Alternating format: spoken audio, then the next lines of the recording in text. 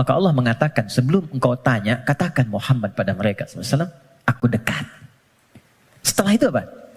Aku akan kabulkan apapun yang hambaku minta, sepanjang itu maslahat untuknya.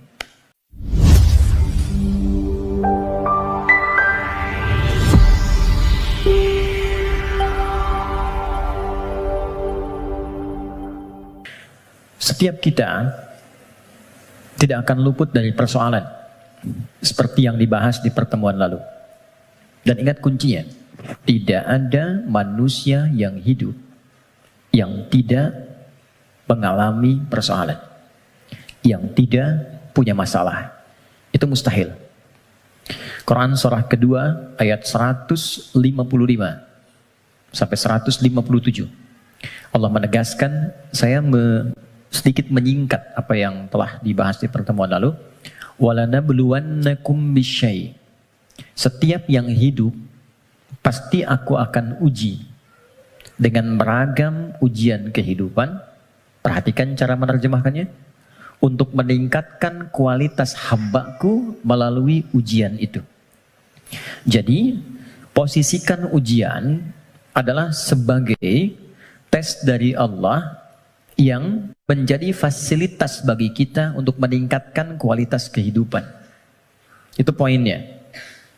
Ragamnya kata Allah bisa banyak. Minal khauf, kadang ada kegelisahan, kekhawatiran akan apapun. Kekhawatiran di rumah tangga, kekhawatiran di pekerjaan, kekhawatiran di kehidupan sosial, dan lain sebagainya. Wal ju', rasa lapar, apapun bentuknya. Wa naqsim minal amwal, harta berkurang. Ada hal-hal yang biasa kita nikmati menjadi tidak kita dapati. Wal anfus, diuji dengan penyakit sampai ada yang menggoncang jiwa, bahkan sebagian kerabat mungkin yang paling dekat dengan kita meninggalkan kita dan wafat. Wathamarat, ada hasil kerja keras yang telah kita titi sekian lama ternyata diambil oleh orang lain. Wabasyiris sabirin, dan berikan kabar gembira. Ternyata desain ujian itu akhirnya kebahagiaan. Jadi kalau kita menjalani semua apa yang Allah ujikan kepada kita itu dengan benar, itu endingnya itu bahagia.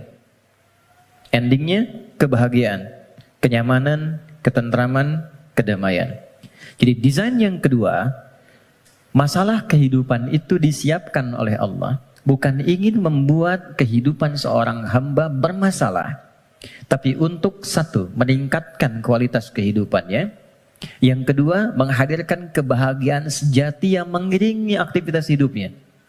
Untuk logika yang pertama, supaya mudah dipahami, bukankah setiap anak-anak kita yang belajar di sekolah harus melewati ujian sebelum dia lulus? Bukankah ujian itu parameter untuk menguji kenaikan kualitas pengetahuannya? Maka hukum ini, kaidah ini, logika ini tempatkan pula dalam ujian yang Allah berikan kepada kita. Anggaplah kita menjalani aktivitas kehidupan dan memang itu nyata adanya, lalu ada tantangan yang dengan itu akan meningkat keadaan diri kita. Bertambah kesabaran, bertambah mentalitas, semakin keluar air mata, semakin siap kita menghadapi tantangan berikutnya, dan sudah tidak ada air mata lagi yang dikeluarkan karena sudah melewati batasnya. Kemudian akhirnya kebahagiaan. Nah, kita baru bicara tentang awal dan tengahnya di pertemuan lalu. Gimana menuju akhir dengan bahagia itu? Memanage satu persoalan yang orang lihat dengan masalah, kita melihatnya sebagai jalan menuju kebahagiaan. Oke, itu cara pertama untuk kita menyikapi terlebih dahulu. Jadi memosisikan persoalan kehidupan apapun bentuknya. Ya. Kadang selalu disebutnya dengan masalah gitu kan. Padahal Allah menyebutnya dengan tes, ujian.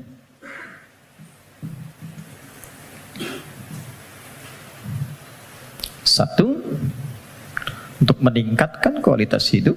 Tadi sudah saya sampaikan bahkan dari sisi logikanya. Ya, ini macam-macam. Ada yang kaitan dengan intelektual, wujudnya kreativitas. Ibu, teman-teman yang akhwat senang mana? Anak diam atau anak aktif? Aktif. Kalau diam kan gak enak ya. Ade, sini. nggak ada aktivitas. Tapi kalau dia jalan sana sini, lompat, lari, nggak diminta lari dia lari, diminta jalan dia lompat, gitu kan? Hah? Aktivitas itu bukankah menstimulus orang tuanya untuk banyak melahirkan kreativitas? Akhirnya tahu, bisa mengendalikan emosinya, bisa menata, bisa mengiringi aktivitas. Sehingga mengatur orang yang sudah bisa mengendalikan anak lebih mudah nanti mengendalikan orang tua yang kekanak-kanakan. Jelas ya? Itu contohnya. Ada yang terkait emosional. Ada yang terkait dengan spiritual. Bukankah kalau ada ujian lewat anak, ayah ibunya yang rajin sholat, berdoa, bahkan puasa, dan sebagainya. Bukankah kalau anaknya sering bertanya tentang persoalan, sering mengeluhkan di sekolah, ibunya yang mulai curhat, bapaknya yang mencari solusi, ini meningkat ini semua. Kalau Allah nggak titipkan lewat itu semua, nggak akan mungkin muncul pengalaman-pengalaman yang kadang melahirkan nostalgia di kemudian hari. Ya, ini poinnya. Dua, dan ini pasti sifatnya, apalagi di rumah tangga. Saya tanya sebentar, siapa yang ingin rumah tangganya sakinah? Semuanya ya. Dan sakinah itu babnya adalah masalah. Karena sakinah itu ketenangan yang lahir setelah tuntas persoalan itu diselesaikan. Oke. Dua, tidak mungkin Allah titipkan ujian berupa aneka persoalan kehidupan kecuali menjadikan ini sebagai jembatan yang mengantarkan pada kebahagiaan. Ini poinnya. Secara teoritis psikologis kita sudah belajar di pertemuan lalu bagaimana menyikapi masalah supaya jadi ujian yang menyenangkan. Itu dulu. Kemarin setelah kita belajar, yakinkan pada diri kita nggak mungkin diuji kalau nggak sanggup, kan? Al-Baqarah 286, selesai kemarin. La yukallifullahu nafsan illa wus'aha. Jadi kalau ada yang diuji dengan persoalan apapun, katakan pada diri kita, aku yang dipilih, insya Allah sanggup, insya Allah mampu. Itu dulu. Nanti secara psikologis akan ada kekuatan yang tak kita sadari membuat kita lebih siap menghadapi itu. Itu kaidah Quran. Kedua, inna ma'al usri yusra. Sudah kita bahas ini.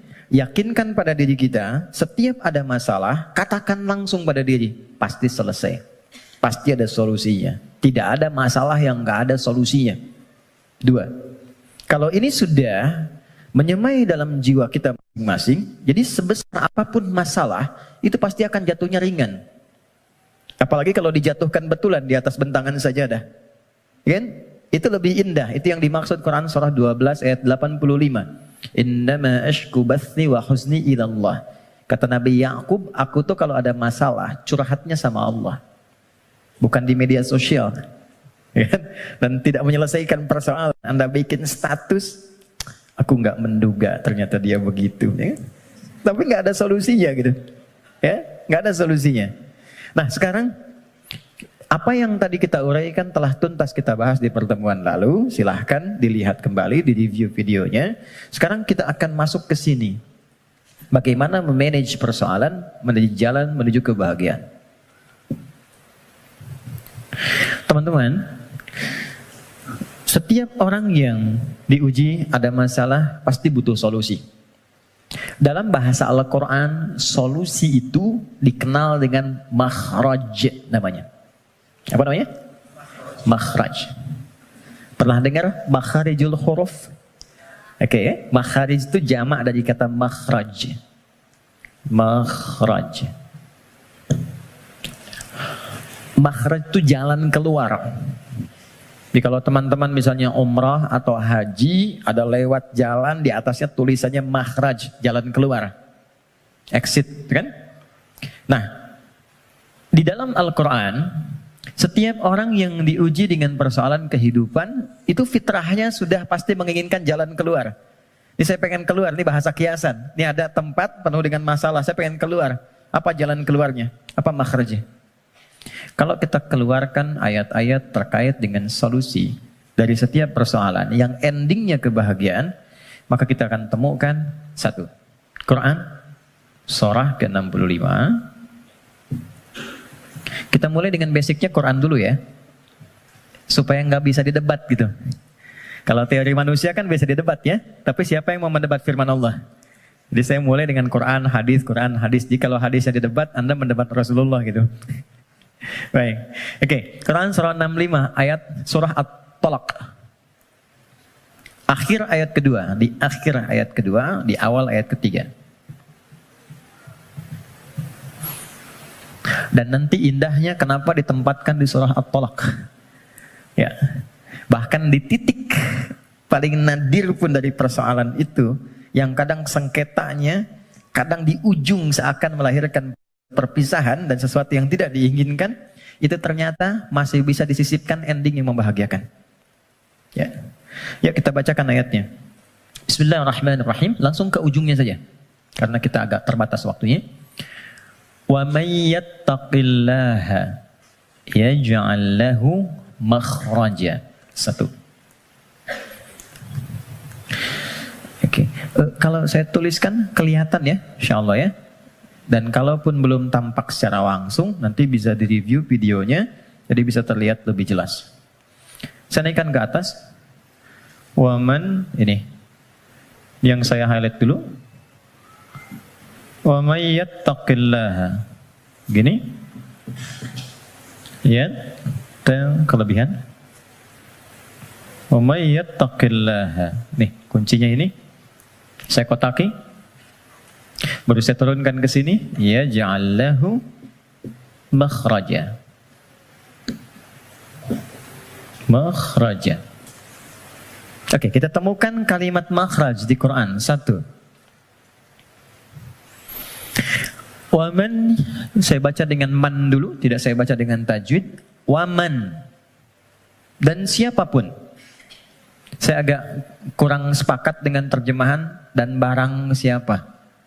Karena saya cari sampai sekarang nggak pernah ketemu itu barang punya siapa gitu. Barang siapa. Oke. Jadi saya lebih senang menerjemahkan dan siapapun. Dan siapapun. Nah, man ini di dalam bahasa Arab tuh kaidahnya berbunyi begini. Ismun mausulun yadulu alal faradiyah. Paham? Tidak. Man, konjungsi yang menunjuk kepada objek, kadang subjek, tapi dia menunjuk secara personal, tapi sifatnya luas. Di tawarannya berlaku secara personal setiap kita, tapi bersifat terbuka. Jadi kalau ada kata man di Quran, itu Allah sedang berbicara kepada kita, posisikan secara personal. Setiap kita itu sedang dikhitab, ditawari langsung oleh Allah. Dan tawarannya terbuka. Mau laki-laki, perempuan, besar, kecil, tua, muda, siapapun. Kalau ini kemudian disandingkan dengan kata makhraj, yang tadi kita sepakati makhraj itu solusi, jalan keluar. Lawan dari solusi, masalah kan? Ujian kan? Jadi satu kata man saja sudah memberikan kesan bahwa tidak ada satu pun di antara kita, bahkan saat ini, di ruangan ini, yang tidak punya persoalan. Setiap kita. Tuh, wajahnya udah kelihatan tuh. Setiap kita pasti punya masalah. Ya kan? Apapun jenisnya. Tapi kata Allah, siapapun Anda, ketika mendapati ujian dari persoalan itu, aku sudah siapkan solusinya. Dan kalimatnya menggunakan ja'ala loh. Ja'ala itu nggak main-main, lekat. Jadi seakan Allah ingin katakan begini, setiap aku titipkan ujian untuk meningkatkan kualitas hidupmu, saat yang bersamaan, ini sudah ada solusinya. Jadi berbarengan dengan itu, ada masalah, ada solusi. Ada problem, ada jalan keluar. Tinggal sekarang, cara kita bagaimana menemukan jalan keluar itu bukan hanya merasakan persoalannya. Jadi diberikan persoalan itu untuk mencari lewat itu solusi yang telah Allah sandingkan tadi. Dan cara mencari itu ujungnya adalah ini, kebahagiaan. Apa jembatannya? Kalau jembatan itu di tengah atau di ujung? Selalu di tengah. Ada dua yang terpisahkan, tengahnya jembatan. Di sini persoalan, di sini solusi. Apa jembatannya? Kita cari yang pertengahan di sini. Waman awalnya yaj'allahu makhraja ujungnya, tengah-tengahnya yattaqillah. Takwa kepada Allah. Allah berikan satu kalimat saja yang bila ini diimplementasikan sempurna, maka endingnya bahagia di setiap situasi yang kita jalani. Takwa. Kalimat yang mudah untuk diucapkan dan butuh tantangan ketika dijalankan. Saya tidak ingin mengatakan sulit, karena nggak ada yang sulit yang Allah berikan. Yang sulit itu manusianya, bukan caranya. Oke, jadi kita sudah dapatkan katanya. Kalau ada persoalan, ujian apapun dalam kehidupan, maka kalau ini ingin cepat dituntaskan oleh Allah dan endingnya bahagia, maka solusi pertamanya apa? Takwa. Oke, satu dulu. Dua, apa itu takwa? Karena di sini kita punya dua pembahasan. Topik pertamanya tentang definisi yang jelas apa itu takwa. Yang keduanya kenapa pakai ya di sini. Nanti ini yang di akhir kita akan tutup sebelum kita diskusi. Teman-teman, takwa itu singkatnya, definisi yang paling singkat dan mencakup adalah membangun hubungan baik dengan Allah. Itu cara cepatnya. Wa may yattaqillaha, siapa yang mampu mendekati Allah dengan baik. Oke, sekarang kita terapkan logikanya. Kalau kita punya persoalan, bukankah kita akan berkonsultasi kepada orang yang kita duga mampu menyelesaikan masalah kita? Ya kan? Bukankah kalau Anda punya masalah di handphone, Anda akan datang ke counter handphone? Bukankah kalau ada orang punya masalah di kendaraannya, dia akan datang ke bengkel yang sesuai dengan kendaraannya? Oke, artinya kita akan merujuk kepada objek itu ketika dipandang dia mampu menyelesaikan masalah yang kita hadirkan. Sekarang, pertanyaannya, siapa yang mampu menuntaskan dan maha memiliki solusi dari semua masalah yang ada di muka bumi? Bukankah Allah? Bukankah yang punya solusi Allah? Yang punya harta Allah? Yang punya ilmu Allah? Karena itulah kita sering minta kan? Ya Allah, ya Allah, ya Allah. Pertanyaannya, apakah setiap yang meminta itu punya hubungan baik dengan Allah? Anda punya masalah. Lalu Anda ingin kontak teman, minta bantuan. Tapi hubungan Anda nggak baik, dikontak nggak temannya? Tapi yang paling aneh, masih dikontak kan? Ya kan? Dan nggak berharap apa-apa gitu. Dan biasanya orang yang tak punya hubungan baik, walaupun dia mengontak, biasanya harapannya kosong. Mau dibantu nggak apa-apa, mau nggak dibantu nambah kesel. Kan nggak punya hubungan baik gitu kan? Oke, nah sekarang problemnya, apakah setiap orang yang minta kepada Allah itu, maaf, punya hubungan baik gak dengan Allah? Karena sifat Allah itu gak mungkin diminta kecuali diberi. Gak mungkin dimohon kecuali dikabul. Itu ada di Quran surah kedua, ayat 186. Paling kiri sebelah bawah di mushaf standar.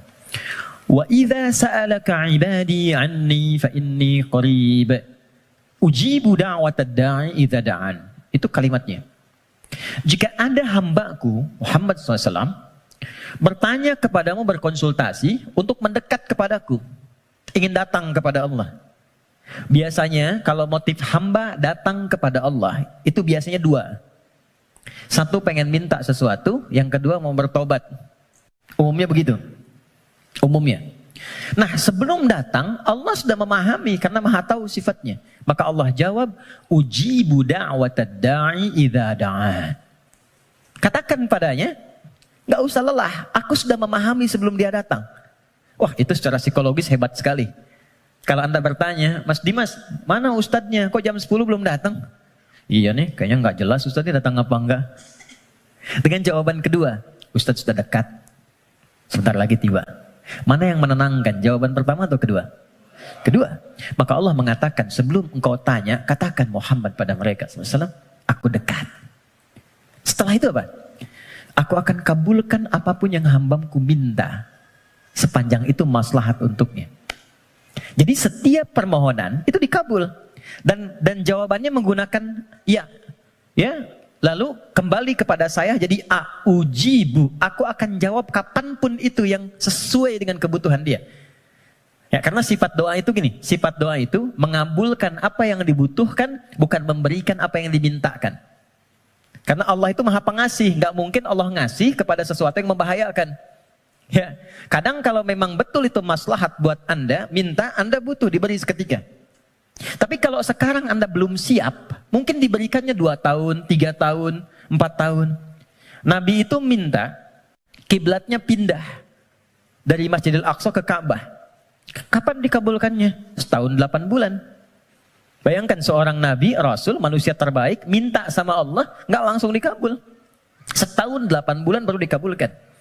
Kenapa? Bukan nabinya, umatnya belum siap. Ya, begitu pindah, dapat komen dari kalangan Yahudi yang ada pada saat itu di Madinah, langsung dislike, share, viral. Nggak ada yang subscribe satupun. Ya, yang ada nanti malah konflik. Jadi begitu sudah siap, sudah paham dengan esensi sholat, sudah mengenal Allah lebih dekat, baru dikabulkan. Kadang-kadang, maaf ya teman-teman, apa yang sekarang kita dapatkan, boleh jadi itu doa sekian bulan, atau bahkan tahun yang pernah dimohonkan dulu. Cuman kadang-kadang, sebagian hamba tidak menyadari itu, karena itu syukurnya telat. Gitu. Ada yang ketiga, ini yang lebih dahsyat. Allah mengganti apa yang diinginkan dengan apa yang dibutuhkan. Seperti pernah saya sampaikan, Anda punya anak, anaknya sakit, konsultasi ke dokter, ini yang terbaik untuknya jeruk. Pulang dari rumah sakit, dia merengek minta apel. Mama, apel, apel, apel. Ini nak, jeruk. Nggak mau apel. Ini jeruk rasa apel. Itu yang terbaik, gitu kan? Oke, kadang-kadang Anda minta motor, dikasihnya mungkin sepeda. Kadang Anda minta mobil A, dikasihnya mobil B. Kadang Anda mengajukan proyek A, dikasihnya proyek B. Yang ini nggak masuk, yang ini dapat. Jadi sifat doa, itu kalau dimohonkan, diberikan. Kalau nggak cocok di dunia, diberikan di akhirat. Itu sudah janji. Karena itu kita masih ada iman akhirat, jadi masih punya harapan. Yang bahaya itu kalau nggak punya keyakinan tentang akhirat, dia nggak punya harapan. Jadi meninggal aja. Kalau kita masih punya harapan, makanya kita belajar ilmu tentang alam kubur, ilmu tentang akhirat, pengetahuan tentang surga neraka. Kenapa? Supaya memunculkan harapan. Ya, sebab kalau ditanya nanti, kalau meninggal kemana, punya jawaban. Kalau orang yang nggak tahu itu ditanya kemana, meninggal ya meninggal aja. Kalau meninggalnya kan sama-sama meninggal. Halo? Ya, baik. Nah sekarang problemnya adalah, bisa ada orang minta, tapi nggak terkabul gitu. Nggak dapat. Apa problemnya? Maka saya kisahkan hadis Nabi. Teman-teman, thumma dzakara ar-rajula yutilu safara ash'atha aghbara. Nabi mengisahkan seorang lelaki yang menempuh perjalanan panjang. Safar. Sifat safar, ingat ya, sifat safar itu cepat mengabulkan doa. Jadi kalau teman-teman sedang safar, kalau dari segi jarak tuh di atas 82 km dari segi jarak. Tapi kalau dari waktu tempuh yang merubah zona waktu lah setidaknya. Ya, jadi kalau kita misalnya dari sini mau ke Palembang, Papua, Lampung, safar. Tapi ingat, safarnya menuju tempat yang baik. Ya deh? Ini mau safar ke Makau, safar ke Las Vegas misalnya, itu bukan safar namanya. Memang jalan jauh tapi bukan dalam konteks yang dibenarkan. Nah, orang yang menempuh perjalanan jauh dalam rangka kebaikan, apalagi diniatkan ibadah, maka berpotensi mengabulkan doa di setiap titian perjalanannya. Maka alih-alih banyak foto dan bikin status, saran saya, isi dulu dengan doa. Isi dulu dengan doa. 2, yamuddu yadaihi ilas sama, dia mengangkat tangannya ke langit gini. Saya tidak bermaksud mengajarkan, hanya share saja. Biasanya begini yang mudah untuk dilakukan. Kalau Anda angkat telapak begini, ada garis kan ya? Ada garis ya? Nah, yang paling mudah itu begini, satukan garisnya. Ini, lalu di sini letakkannya. Nanti ada babnya, semakin tinggi dan luas permohonan, biasanya semakin diangkat, semakin terbuka. Seperti doa istisqa, minta hujan. Doa istisqa itu begini. Nanti ada di khutbah Jumat, misalnya khatib begini. Ya, sebetulnya tidak diatur secara spesifik, yang penting ngangkat. Tapi umumnya riwayat mengatakan ngangkat dekat ke dada. Saya yang praktekkan begini. Nah, singkatnya, hadis sahih mengatakan orang yang mengangkat tangan dengan berdoa itu lebih cepat intinya dikabulkan dibandingkan dengan yang diam. Innallaha hayyun karimun. Allah itu maha mulia dan sangat merasa malu kalau seorang hamba mengangkat tangannya tidak dikabulkan doanya. Itu jawaban dari Nabi kepada seorang sahabat yang bertanya, "Ya Rasulullah, kalau ada seorang hamba mengangkat tangan dan memohon kepada Allah, apakah dikabulkan?" Kata Nabi, "Bagaimana menurutmu jika ada temanmu minta kepadamu sambil menengadahkan tangannya begini? Ya, Mas Andrian, tolong sesuap nasi aja." Kalau nggak ngasih malu kan? Maka kata Nabi, Allah lebih malu karena sifat rahimnya, lebih malu kalau hambanya mengangkat tangannya lalu dia tidak memberinya. 2. 3, ini kunci cepat. Fayaqulu ya Rabb, ya Rabb. Lalu dia bermohon dengan al-asma'ul husna. Cara ketiga, kalau doa ingin cepat dikabulkan, mulai dengan al-asma'ul husna. Enggak perlu semuanya. Pilih satu nama yang sesuai dengan permohonan yang kita ajukan. Contoh, Allah punya berapa nama? Ya, yang dihitung 99. Itu yang disebut dengan Al-Asma'ul Husna. Quran surah ke-17 ayat 110. Ulidu'ullaha. Kalau engkau punya persoalan, kata Allah, sebut namaku minta. Awid'ur Rahman. Sebut namaku sang pemberi tanpa batas. Maha kasih yang luas. Ayyamma tad'u, tapi kalau engkau ingin spesifik, falahul asmaul husna, pilih satu nama yang sesuai dengan kebutuhanmu. Contoh, Anda minta untuk dilapangkan rezeki. Sebut ya Allah, Allahnya dulu. Allah. Ya Razzaq. Ya Allah, ya Razzaq. Ya Allah sang pemberi rezeki. Anda belajar atau anak Anda belajar ingin diberikan keluasan ilmu, ya Allah, ya Alim. Pilih salah satu. Nabi Zakaria ketika bermohon kepada Allah, manusia itu berkata, kamu punya keterbatasan, nggak mungkin punya keturunan. Maka beliau menyebut nama Allah sang pemberi tanpa batas. Namanya ya Wahhab. Disingkat dengan Hab. Ya, Wahhab. Banyak persoalan ingin dikuatkan kesabaran, ya Sabar. Ya, jadi kalau Anda mau minta, nggak harus semua disebut. Nanti yang nggak ada, jadi ada. Ya Allah, ya Razak, ya Alim, ya Sabar. Tadinya nggak punya masalah, Anda malah punya masalah, gitu kan? Oke. Dia menyebut ketiganya. Jadi dia mengatakan, ya Rabb, nama jak untuk pemberian dengan sifat rububiyah. Dia Safar, dan orang ini mengangkat tangan. Apa kata Nabi? Anna yustajabu lidzalik. Ini susah doanya dijawab. Gimana bisa terjawab? Ternyata dia dalam keadaan sedang punya hubungan yang tidak baik dengan Allah. Kata Nabi, mat'amu haramun. Makanan dia sumbernya dari yang haram. Mashrabu haramun. Minumnya yang haram. Malbasu haramun. Pakaiannya dari yang haram. Wa ghudhiya biharamin, dan perangkat hidupnya haram. Saya pegang gelas dari tadi, saya ingin tunjukkan begini. Ini gelas masih terbuka. Gini. Man. Saya bisa masukkan apapun.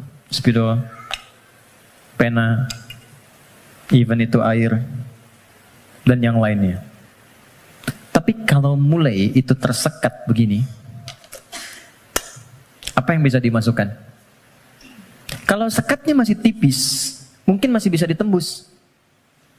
Sepanjang tajam permohonan, air mata keluar, bermohon dengan lembut dan lirih, masih bisa tembus.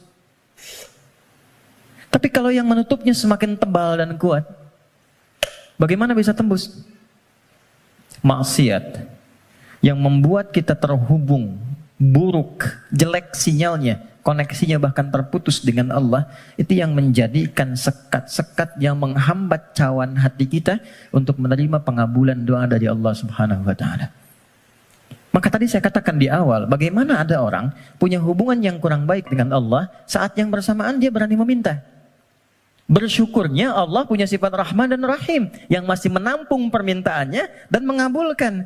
Cuman hamba itu yang harus membuka sekatnya dulu supaya pengabulan itu bisa masuk ke dalam dirinya. Jadi sifat Rahman Allah menjadikan doanya tetap dikabul. cuman mental. Itu maksudnya. Ya Allah Maha Adil, tetap memenuhi janji, diminta diberikan, cuman terpental. Karena apa? Sekatnya belum dibuka. Nah, untuk membuka sekat itu dan dibangun kembali hubungan baik, itu yang disebut dengan takwa namanya. Ya. Bagaimana Anda bisa meminta khusyuk berdoa? Saya kadang-kadang suka mau senyum sendiri. Ada orang berdoa, tapi gerah juga. Minta khusyuk, tapi dia membawa perangkat haram dalam dirinya. Gambar-gambar yang tak pantas, video-video koleksi yang buruk masuk di handphonenya. Kok bisa masuk sakunya saat yang bersamaan dia sholat? Kok bisa? Nggak malu sama Allah. Kan kita mengetahui Allah maha mendalami segala hal. Allah maha mengawasi. Lalu ada orang mengumpulkan hal yang haram, bahkan dalam handphonenya, dia masukkan ke sakunya, dan dia masih senang menunaikan sholat. Dan merasa nyaman dengan itu. Apalagi dengan keadaan sadar, dia hasilkan perangkat dirinya, pakaian dari cara yang tidak benar, kemudian juga perangkat dari cara yang tidak benar, kemudian dia diuji dengan persoalan yang Allah ingin bimbing dia untuk mendapatkan jalan keluar yang baik, tapi dia menggunakan itu dan dengan perasaan bangga dia bermohon kepada Allah. Tapi sekali lagi, karena Allah itu Rahman, sayang, kasih, maka persoalan sebesar apapun yang dirasakan dan bagaimana bentuknya, demi Allah saya katakan, pada akhirnya itu adalah jalan menuju kebahagiaan. Kalau bukan jalan kita menemukan kembali harapan cerah untuk terhubung dengan Allah yang membuka kebahagiaan sejati berikutnya, atau memang itulah titik pertemuan dari semua keinginan yang akan dikabulkan. Nah sekarang bagaimana mewujudkan takwa itu?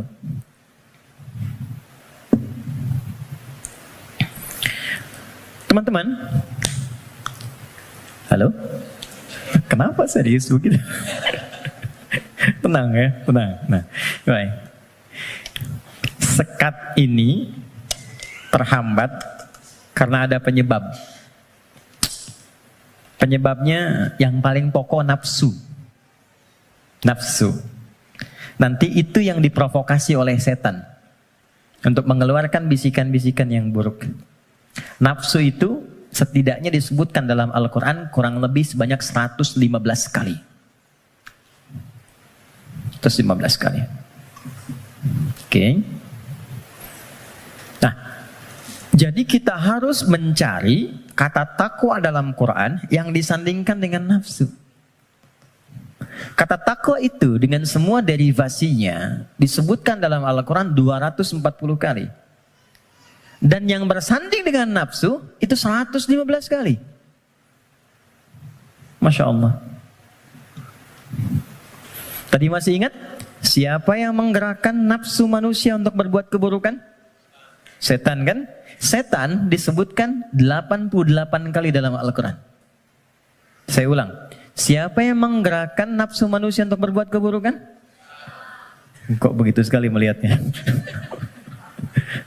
Setan disebutkan sebanyak 88 kali dalam Al-Quran. Saat yang bersamaan, kita pun diberikan oleh Allah itu perangkat takwa. Lawan dari nafsu. Quran surah 91 ayat 7 sampai 10. Wa nafsin wa ma sawwaha fa'alhamaha fujuraha wa taqwaha. Yang fujur itu nama lain dari nafsu. Takwa itu bagian ya tertentu dari tubuh kita sebagai gambaran nilai kebaikan. Nah, yang mensupport takwa itu malaikat. Pernah nggak merasakan begini?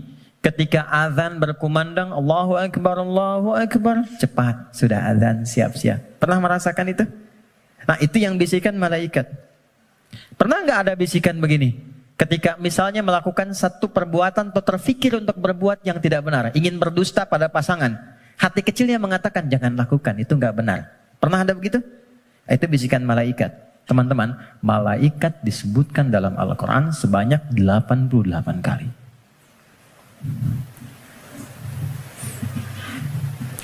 Jadi ini automatically bekerja secara bersamaan terus. Jadi kita baru bangun tidur aja, udah ada pengaruh begitu.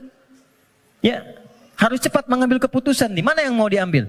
Makanya itu Nabi mengatakan istafti qalbak. Kalau kita ingin memutuskan sesuatu, tautkan diri kita dengan Allah, ambil isyarat dari jiwa takwa kita. Ini. Dari 115 kali ini, yang disandingkan dengan nafsu, maka keluarlah di situ rumusan-rumusan amal soleh, ibadah yang menjadi jalan sekaligus jembatan yang menghubungkan kita dengan Allah. Apa diantaranya? Jazakallah khair.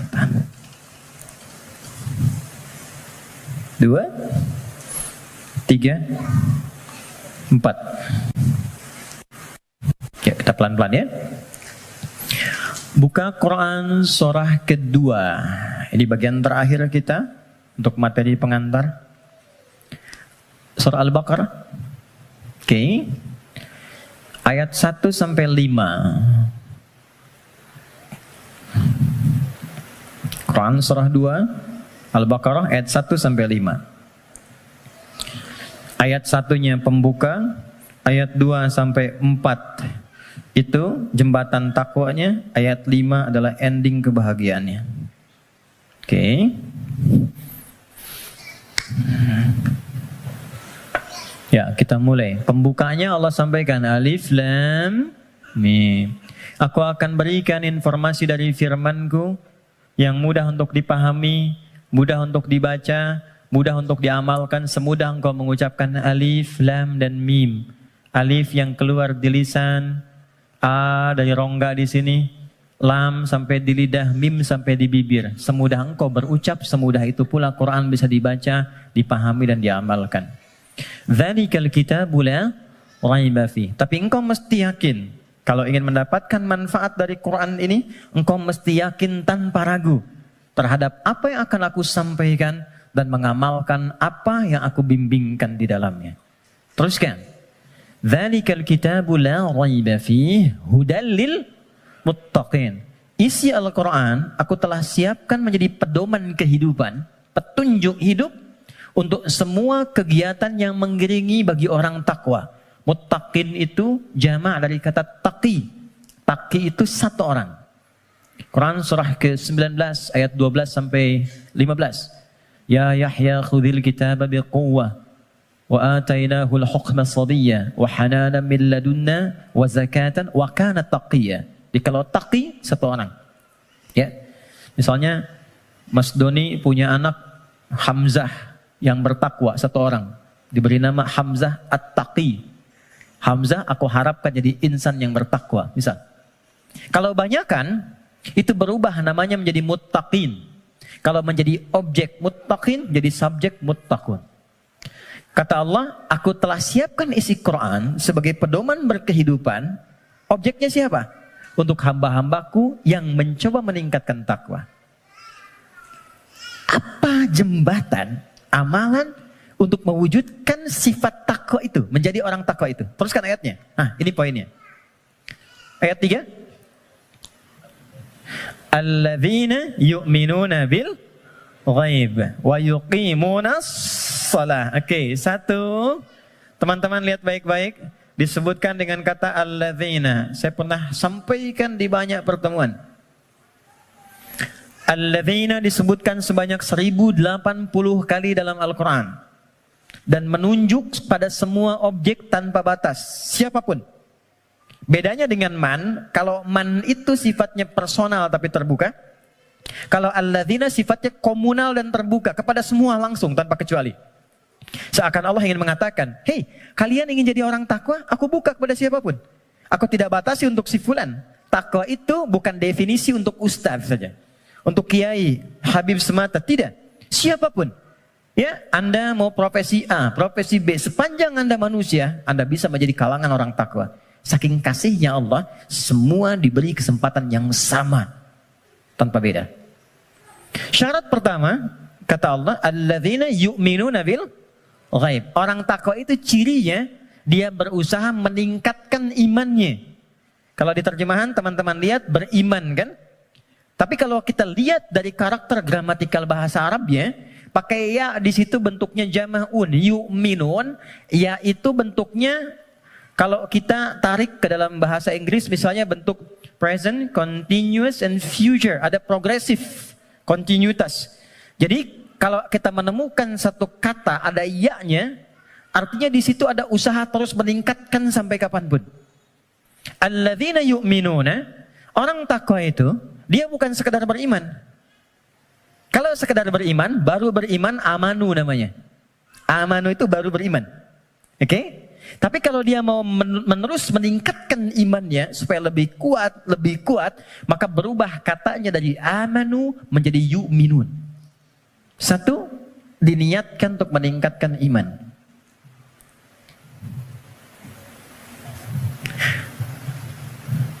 Ilustrasinya begini. Tadi subuh jam berapa? 4 lewat berapa? 4 lewat 8. Ada lagi yang lain? 4 lewat 5, 46, 48. Kita ambil 48 ya. 4 lewat 8. Allahu Akbar, Allahu Akbar. 4 lewat 8. Begitu dipanggil, Allahu Akbar, Allahu Akbar, bangun. Sadar ada panggilan, siap-siap untuk menunaikan salat. Jam 4 lewat 8 dipanggil, jam 4 lewat 8 bangun. Itu namanya iman standar. Oke. Bukan kuat, iman standar. Oke. Baik, gini. Teman-teman, kerjanya jam 8. Datang jam 8, standar gak? Standar kan? Ya. Kerja jam 8, datang jam 8, standar ya? Standar. Kalau Anda datang jam 7, itu baru istimewa. Ya, itu baru kuat, bagus. Dipanggil jam 4 lewat 8, Anda siap-siap dari jam 3.30. Nunggu panggilan, kan? Itu kuat namanya. Dipanggil jam 4 lewat 8, nunggu dari jam 2. Istimewa. Ya. Yang sering terjadi itu begini, dipanggil jam 4 lewat 8, baru sadar jam 8 lewat 4. Ya.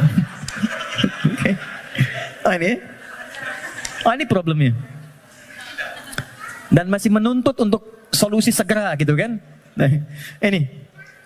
Nah teman-teman, jadi orang yang yu'minun itu, dia tahu dia beriman, dia tahu dia dipanggil sholat, tapi dia ingin selalu meningkatkan keimanannya. Maka dia naikkan, biasa dipanggil jam 4 lewat 8, jam 4 dia mulai bangun. Naik lagi jam 3.45, 3.30. Semakin Anda mampu meningkatkan itu, dan nanti ada rasa dalam jiwa. Ya, petunjuknya begini.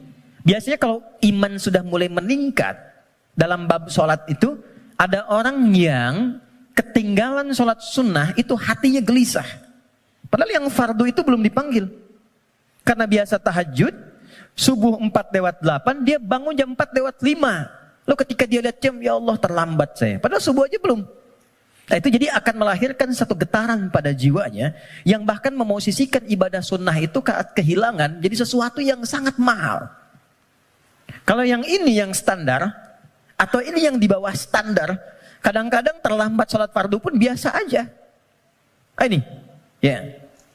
Nah ini yang dimaksud yu'minun. Jadi kalau ingin menjadi manusia takwa, yang dimudahkan segala persoalan kehidupannya, ini kan eksklusif. VVIP, nggak semuanya orang bisa. Hal yang pertama dilakukan adalah niatkan untuk meningkatkan iman dulu. Naikkan imannya. Jalannya bagaimana? Amalannya langsung. Cara meningkatkan iman itu satu, wa yuqimunas shalah. Perhatikan tulisannya teman-teman di situ. Ya, biarkan saya saja supaya antum fokus untuk melihat, ya, dan bisa maksimal untuk mengamalkan. Biarkan saya mengembalikan pada fitrah diri saya. Datang sendiri, rangkan sendiri, menulis sendiri dan menghapus sendiri. Ya. Anda datang, lihat, dengarkan, amalkan, masuk surga. Itu luar biasa. Jazakallah khair. Oke. Ya. Ya itu dia, saya sedang memikirkan bagaimana saya menuliskannya lagi. Enggak semuanya. Oke, aman. Nah, oke. Baik. Siap. Ya. Antum yang punya ide, boleh yang punya eksekusi. Dua-duanya ada pahalanya insyaallah. Ya, tapi antum berkurang ketika mengurangi tulisan di belakang. Oke.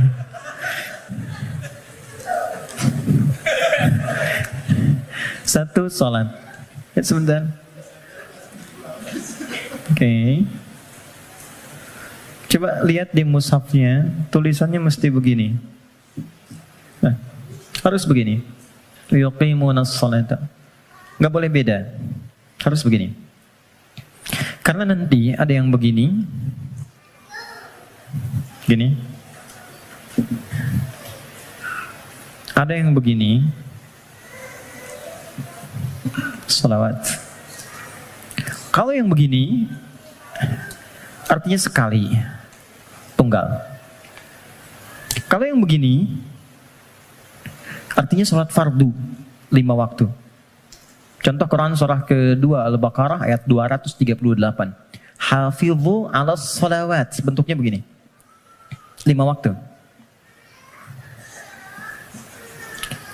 Kodenya boleh dicatat 24434. Yang 5 waktu 24434. 2 sholat subuh, 4 sholat zuhur, 4 sholat asar, 3 sholat maghrib, 4 sholat isya. Ini. Tapi kalau yang begini, itu melampaui yang fardu. Melampaui yang fardu. Melampaui yang fardu bukan tambah bilangan fardu. Kalau gitu nanti besok subuh dari biasanya 2 jadi 4. Tidak. 2. Melampaui yang fardu artinya menambah dengan yang sunnah. Loh, Anda kan pengen masuk kelas VIP. Kalau kelas tribun biasa kan bayarnya biasa. Nontonnya kan biasa. Ya kan? Tapi kan permintaannya pengen yang spesial. Kalau pengen spesial, ibadahnya pun harus selaras dong. Harus adil, harus sama, harus spesial juga. Makanya tingkatkan dari sekedar yang fardu. Kalau kita ingin membangun jembatan takwa mulai saat ini, maka coba sekarang keluarkan menu-menu sholat sunnah apa saja yang bisa dilakukan. Jangan terlalu ekstrim dulu. Yang penting tahu dulu. Misal, yang siang ada apa saja? Kita mau masuk sholat zuhur misalnya. Sebelum zuhur itu ada sholat sunnah. Ada 4 rakaat. Bisa dibagi 2. 2 rakaat, 2 rakaat. Kalau nggak sempat waktunya untuk 4, bisa 2. Hadis Ibnu Umar. Sebelum asar ada 4 rakaat. Rahimallahu mra'an shalla qabla al-'asri arba'an. Misal, salat mutlak. Malam misalnya ada tahajud. Kita ingin coba bangun tahajud. Nggak usah yang tinggi-tinggi dulu. 2 rakaat aja dulu. Ya, 2 rakaat untuk melatih kenyamanan hati dan fisik kita. Jangan dipaksakan dulu. Malam ini 11, besoknya berhenti. Ya. Dan nggak usah panjang-panjang dulu. Saya selalu mengatakan kalau pengen tahajud dimulai, maka mulai dengan 2 rakaat tahajud, 1 witir. Ya, dan gunakan surah paling favorit yang bisa kita ucapkan, kita bisa bacakan. 3 kul kan? Dari wajahnya tuh kelihatan. Rakaat pertama, qul a'udzu birabbil falaq, al-falaq. Ya kan? Antum kan enggak jauh dari al-asr, an-nasr, al-kautsar, al-falaq, an-nas, al-ikhlas. Pada ikhlas semua tuh. An-nas. Tutup witir dengan 1 rakaat, al-ikhlas. Ikhlas, Bang. Saking ikhlasnya cuma 1 gitu ya. Oke. Oke. Coba dulu itu. Sampai jiwa kita merasa bosan, nyaman jiwanya. Tapi kan kita mulai merasa bosan, masa ini terus? Besok kan jadi naik kan? Jadi 4, terus tambah ad-duha, al-insyirah. Lama-lama menikmati. Nah, ketika menikmati itu yang disebut dengan halawatul iman, nikmatnya beriman. Sudah pengen pindah surat. Kalau para penghafal Quran tuh adik-adik RKM biasanya murajaah. Al-Baqarah, Ali Imran, An-Nisa, biasa. Tapi kalau sudah paham esensi tahajud, yang dibaca itu kadang kalau sudah mengerti surat yang sesuai dengan kebutuhannya. Itu tingkat tertingginya. Misal, sedang ada persoalan yang berat ke jiwa. Nggak harus tinggi-tinggi. Baca rakaat pertama ad-duha, kedua al-insyirah. Kita nggak harus tinggi-tinggi. Dan kita merasakan itu. Pengen membangun hubungan baik dengan Allah. Pengen taubat gitu kan. Pengen mendekat. Pengen jadi ahli surga. Baca surat Az-Zumar misalnya. Pengen husnul khatimah. Bacakan surah Al-Fajr misalnya. Ya, kan di penghujung ayatnya. Ayat 27 sampai dengan ayat 30. Ya kan? Sampai terasa kenikmatannya. Itu yang dimaksud dengan wa yuqimunas shalah. Dan tunaikan dengan khusyuk, dengan merasakan itu. Ya, ini poinnya. Jadi untuk menjadi orang takwa, amalan pertamanya apa? Salat. Untuk itulah ia disebut salat, dari kata silah asalnya. Silah. Dari kata wasala yasilu wusulan wasilatan. Wasolatu sampai, ibadah yang menyampaikan hajat kita kepada Allah disebut dengan salat. Karena itu semua isinya doa. Silah, kalau teman-teman bikin simpul yang kuat talinya begini sehingga sulit dilepaskan, gini, disebut dengan silah namanya. Hubungan erat yang sulit dilepaskan. Pernah dengar silaturahim? Kenapa disebut silaturahim? Karena ketika Anda kumpul, terhubunglah ya satu hubungan, chemistry, perhatian yang itu nggak lepas saat pulang. Jadi silaturahim itu wujudnya bukan saat kumpul. Kalau kumpul Anda menyapa, wajar orangnya ada. Kalau kumpul Anda tersenyum, wajar temannya ada. Silaturahim itu ketika Anda pulang, Anda masih ingat kawan Anda dan Anda doakan dia. Anda sapa dia. Anda berikan apa yang sanggup Anda bisa sampaikan. Saya diajarkan pada guru kami saat selesai belajar dan siap untuk mengajar. Pesan guru saya waktu itu, nak, kalau engkau mengajar siang hari, tatap yang mampu engkau tatap dari orang yang belajar itu. Sampaikan dengan tulus, malam kau bangun, kau sholat minta sama Allah. Bayangkan orang-orang kau tatap itu. Mintakan ya Allah mudahkan urusan hidupnya, sehatkan mereka, bahagiakan mereka, tanamkan kedamaian dalam jiwa mereka. Mudahkan mereka untuk memahami apa yang dipelajari. Itu yang menjadikan ilmumu akan bermakna. Gitu. Dan jangan pernah mencari dunia. Karena Allah pasti akan cukupkan.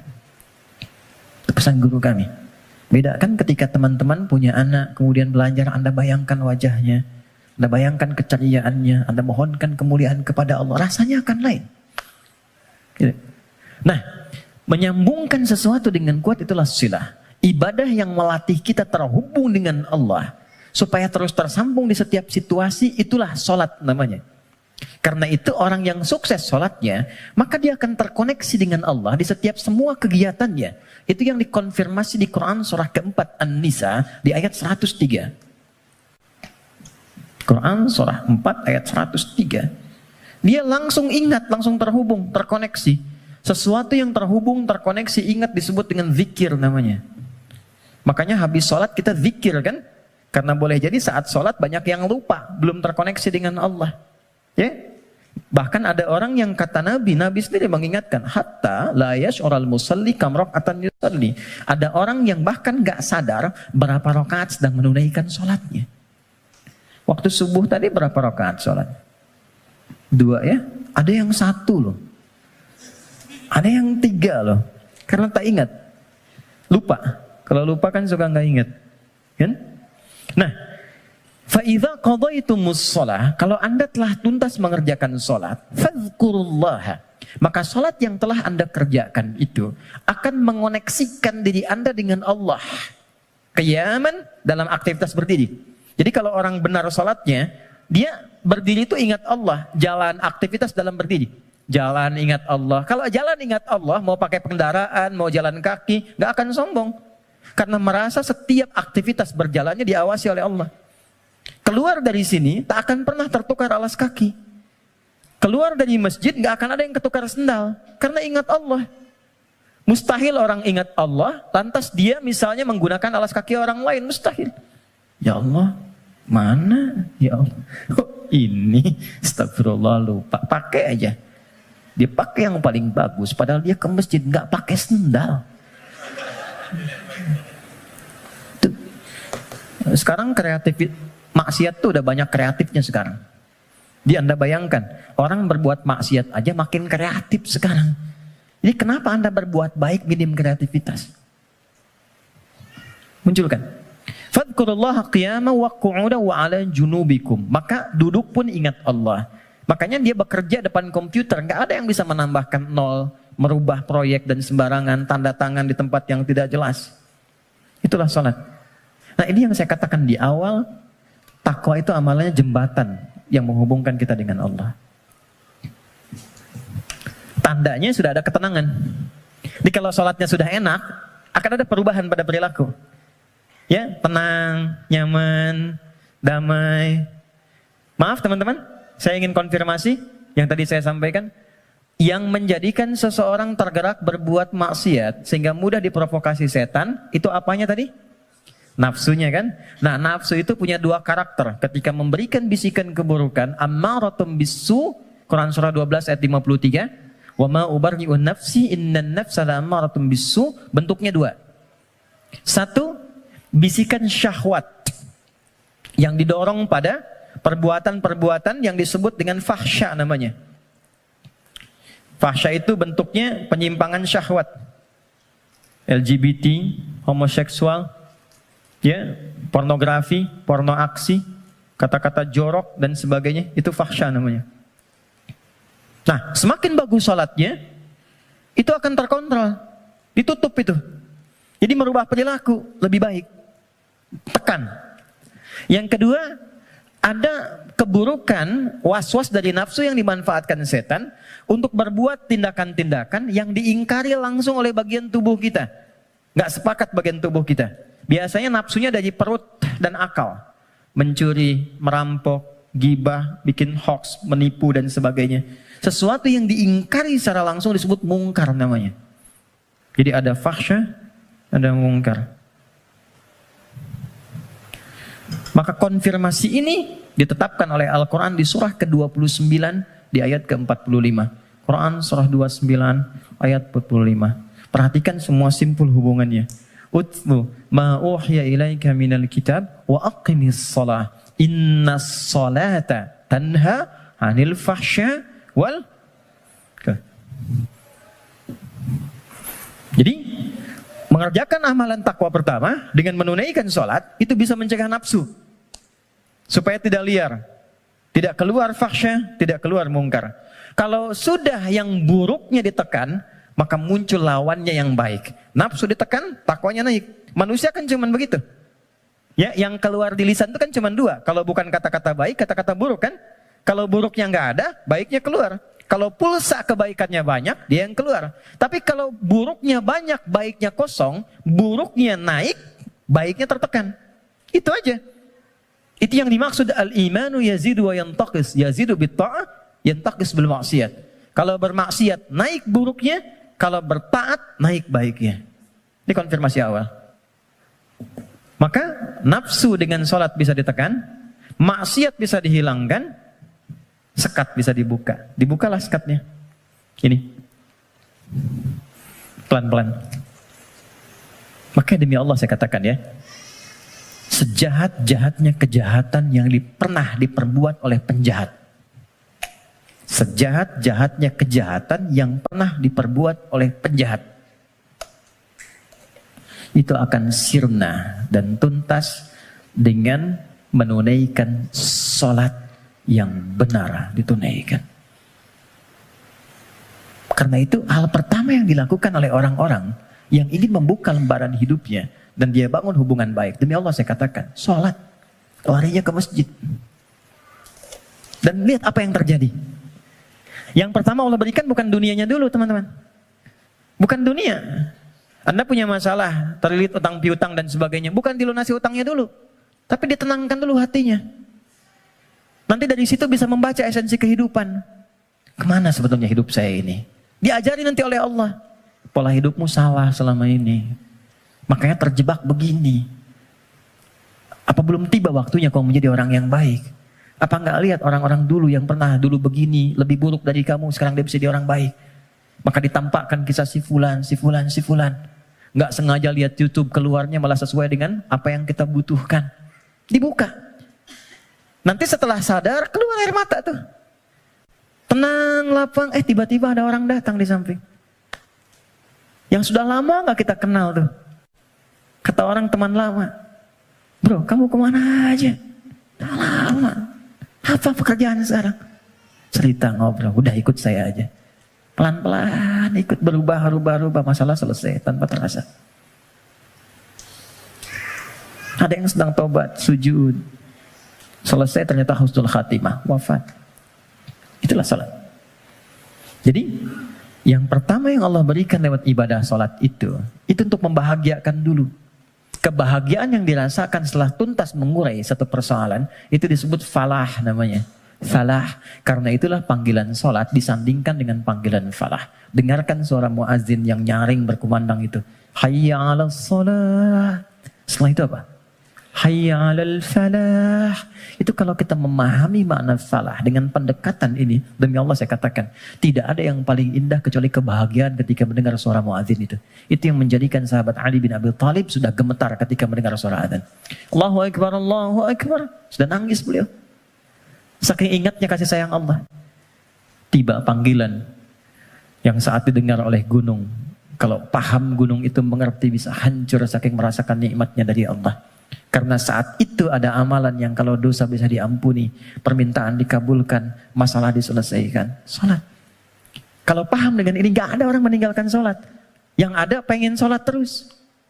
Pengen salat, pengen salat, pengen salat. Oke, satu. Saya cepat ya, supaya kita agak waktu untuk diskusi. Dua, wa mimma razaqnahum yunfiqun. Sekarang ada cara takwa menggunakan harta. Saya berhenti 8 menit lagi. Kalau sholat kan nggak bayar ya? Di MRBC bayar? Nggak ya? Oke, gratis kan? Artinya semua orang bisa melakukan itu. Jadi nggak ada yang bisa ngeles. Ya? Karena nggak ada perangkat lain yang menyertai. Kedua, harta. Harta. Jadi ada skema lewat ibadah fisik berupa sholat. Yang kedua ada skema takwa lewat harta. Ternyata harta itu bukan sekedar kenikmatan yang menjadikan kita nyaman dalam menjalani kehidupan dunia. Bukan semua fasilitas dunia, bukan. Tapi itu juga bisa menjadi perangkat yang mengentaskan solusi dari masalah yang dialami. Apa bentuknya nanti? Ada skema infak, ada skema zakat. Teman-teman hati-hati dengan zakat ya, karena sangat sensitif. Anda sengaja tidak berzakat, maka jadi racun hartanya. Bisa merusak kepada yang lainnya. Itu. Apalagi terwariskan nanti. Jadi makanan dimakan oleh anak atau siapapun, ya harus hati-hati. Infak, itu nilainya tinggi. Infak itu bukan sekedar menghadirkan pahala yang sangat luar biasa. 700 kali lipat paling sedikit. Jangan dibatasi di situ. Al-Baqarah ayat 261. Ya, masalul ladzina yunfiquna amwalahum fi sabilillahi kamathali habbatin ambatat sab'a sanabil. 1 jadi 7. Fi kulli sumbulatin mi'atu habbah kali 100. 1 kali 7 kali 100, 700 kali lipat. Itu maksudnya pahala ya. Pahala, bukan perkalian feedback ke kita, bukan. Jangan bayangkan begini, kalau saya infak 1.000, balik 700.000. Bukan begitu cara memahaminya. Itu nggak tepat. Yang dimaksud, Anda mendapatkan 700 kali lipat pahala di akhirat nanti. Jarak satu keduanya 500 tahun. 2 ketiga 500 tahun. Itu di akhirat. Di dunianya dapat apa? Nah, di dunia itu pancaran keberkahan. Di antara pancaran keberkahannya ada 2.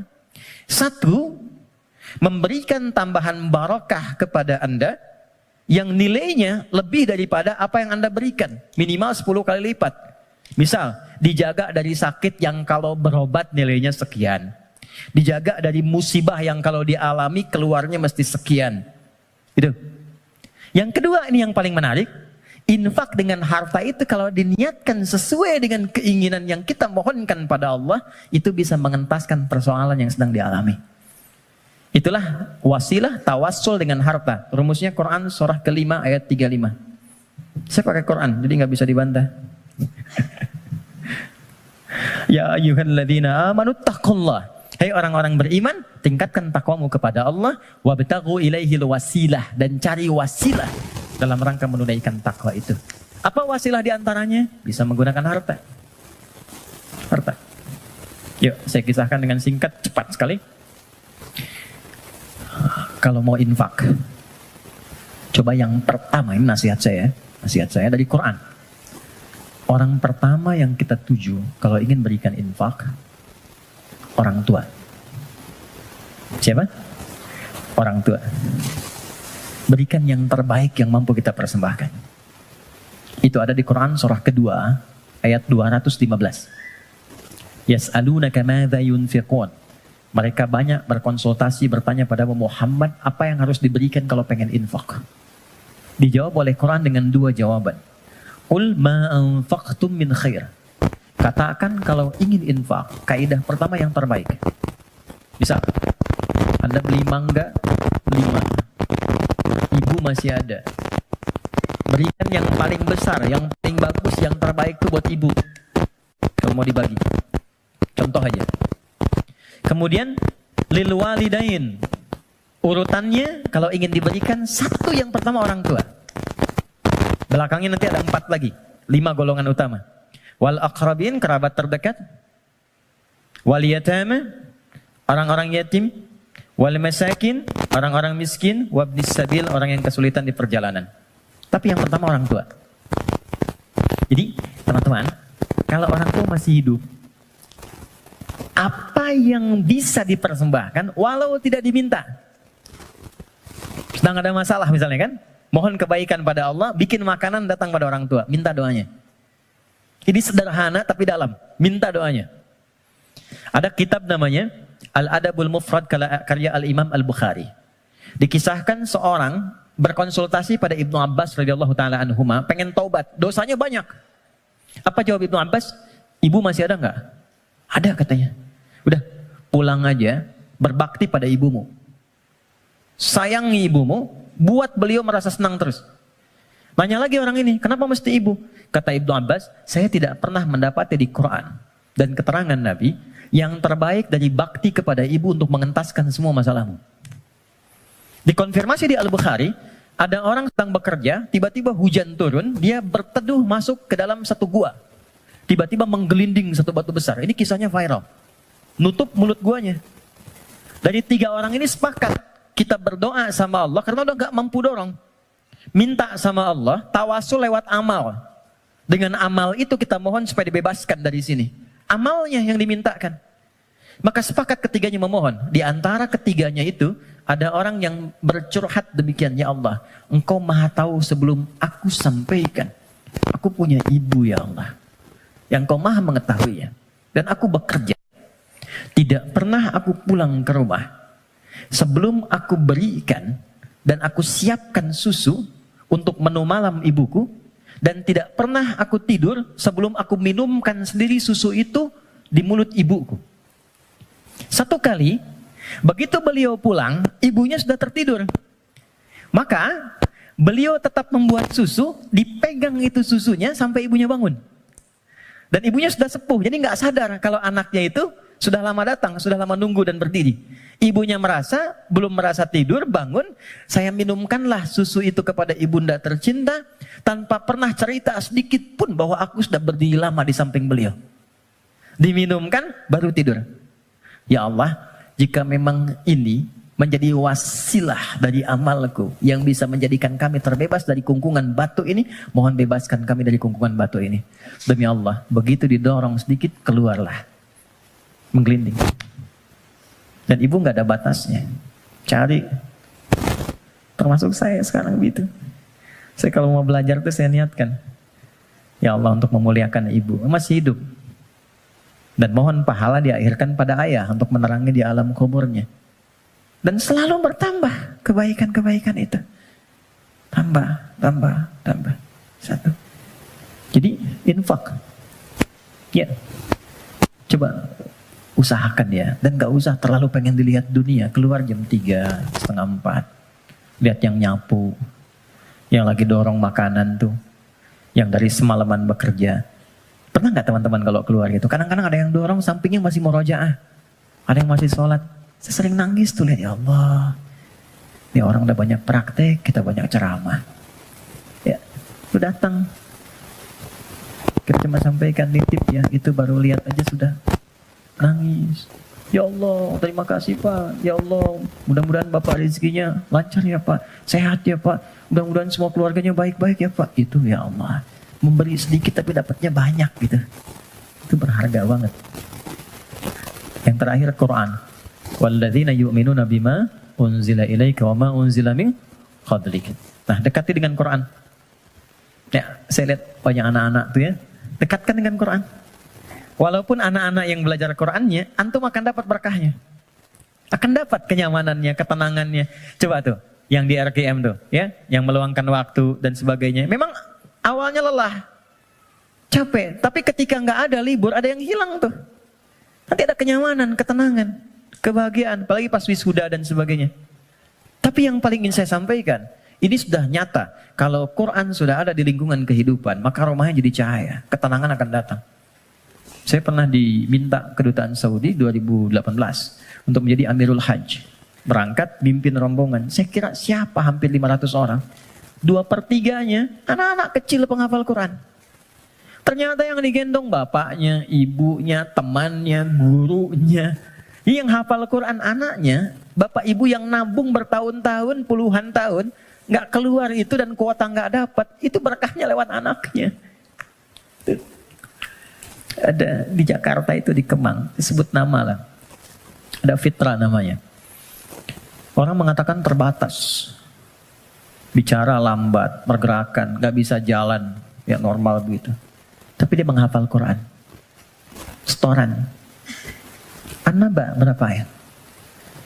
Yang paling menarik, Allah titipkan. Dapat hadiah umrah. Berangkat dengan ibunya. Ibu udah nabung, udah segala rupa. Gak punya biaya. Demi Allah, sampai di Madinah. Sampai di Mekah.